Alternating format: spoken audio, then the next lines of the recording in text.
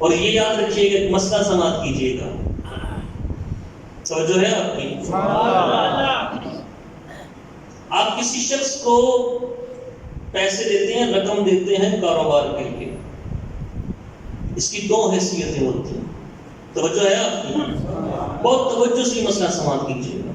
اس کی دو حیثیتیں ہوتی ہیں، ایک ہوتی شرکت، ایک ہوتی مداربت. مداربت میم ضاد، جس کو ہم عربی میں دود پڑھتے ہیں. مداربت شرکت اور مداربت. شرکت مطلب کہ میاں طاہر صاحب نے حاجی خالد صاحب کو پیسے دیے، حاجی خالد صاحب کے اپنے پیسے دیے، ان دونوں نے مل کے کاروبار کرنا شروع کر دیا. کاروبار کرتے رہے، کاروبار چلتا رہا. خدا نہ خاصا نقصان ہو گیا. کیا ہو گیا؟ نقصان. یہ شرعی مسئلہ بھی ہم پڑھ رہے ہیں. نقصان ہو گیا. اب وہ میاں طاہر صاحب میاں خالد صاحب سے کہنے لگے میرے پیسے. کیا؟ میرے پیسے. یہ بڑی توجہ سے یہ مسئلہ سماعت کیجیے. ہمارے معاشرے میں یہ شرکت کو صرف یہ سمجھتے ہیں میٹھا میٹھا، ہپ ہپ تو گوڑا گوڑا، تھو تھو. نفع ہو رہا ہے تو کھائی جانا ہے، کھائی جانا ہے، کھائی جانا ہے. نقصان ہو رہا ہے نہیں، وہ تو اگلے کا ہے.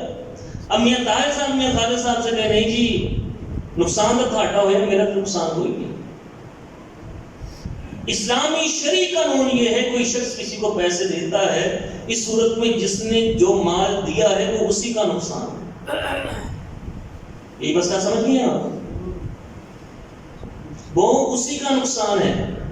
میاں طاہر صاحب میاں خالد صاحب کو پیسے دیتے ہیں، یہ دونوں مل کے کاروبار کرتے ہیں، اور پھر جو جس کا نقصان، جس نے جتنا پیسہ دیا وہ اتنا اسی کا کیا ہوگا؟ نقصان ہوگا. یہ شرکت کی صورت ہے. دوسرا مداربت. میاں طاہر صاحب صرف پیسے دیے خالد صاحب کو، خود کچھ نہیں کر رہے. اس کو بولتے ہیں انگلش میں سلیپنگ انویسٹر.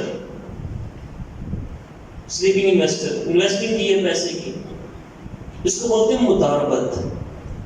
مداربت کا قانون کیا ہے؟ اب اس میں نفع ہو گیا تو نفع جو طے کیا ہے اسی کے برابر تقسیم ہوگا. بھائی میاں خالد صاحب کام کر رہے ہیں، آپ کا پیسہ ہے، تو اب جو نفع ہو گیا وہ آپ کر سکتے ہیں بھائی 50-50 نفع. اوکے ٹھیک. نقصان کی کیا صورت ہوگی؟ نقصان کی یہ صورت ہوگی کہ اب اگر خدا نہ خاصا نقصان ہو گیا، کل مال نعوذ باللہ اللہ محفوظ فرمائے ہلاک ہو گیا. نقصان کی یہ صورت ہے کہ جو نفع کما چکے، جو نفع کما چکے، دونوں زید اور بکر دونوں جو نفع کما چکے، ان دونوں نفعوں کو جمع کیا جائے گا.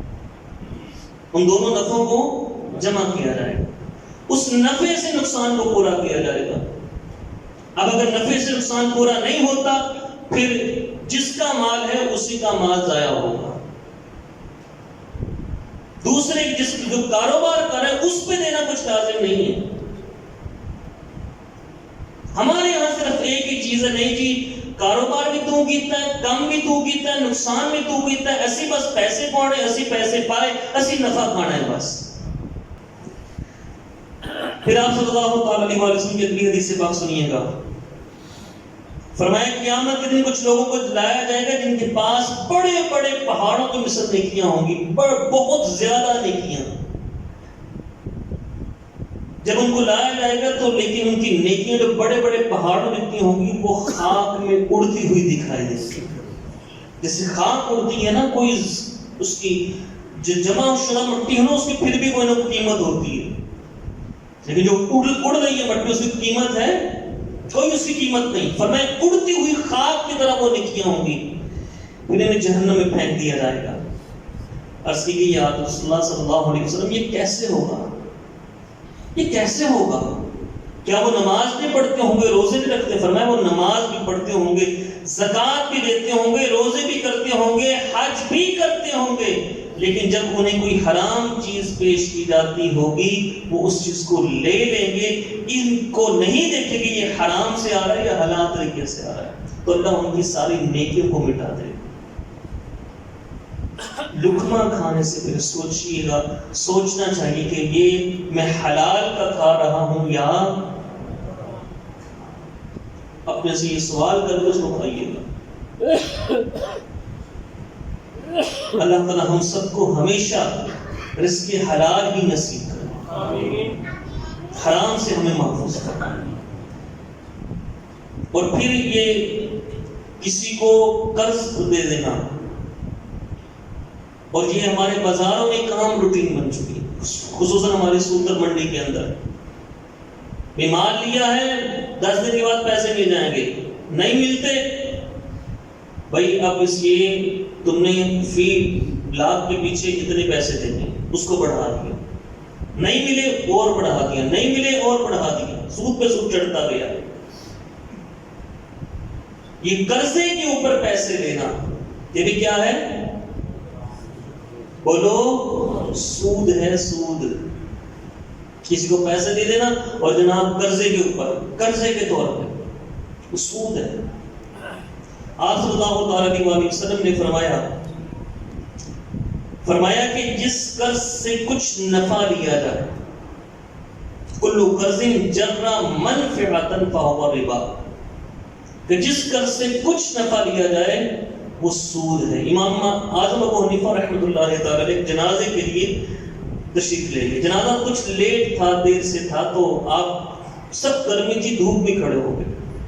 ایک شخص نے کہا جناب یہ مکان دیوار ہے، اس کے سائے میں کھڑے ہو جائے۔ فرمایا نہیں، اس کے سائے میں میں کھڑا نہیں ہوں گا۔ حضور کیوں؟ فرمایا یہ جو مکان والا ہے اس نے مجھ سے قرضہ لیا ہے، اس نے مجھ سے کیا لیا ہے؟ قرضہ لیا ہے۔ تو سرکار کے حدیث پاک ہے جس نے قرض سے کچھ نفع لیا ہو وہ سود ہے۔ تو کہیں میں ان لوگوں میں شمار نہ ہو جا، میں دھوپ میں کھڑا ہونا مجھے گوارا ہے، اس کے مکان کے سائے میں کھڑا نہیں۔ اپنے مالوں کو پاک کیجیے، نفعوں کو پاک کیجیے۔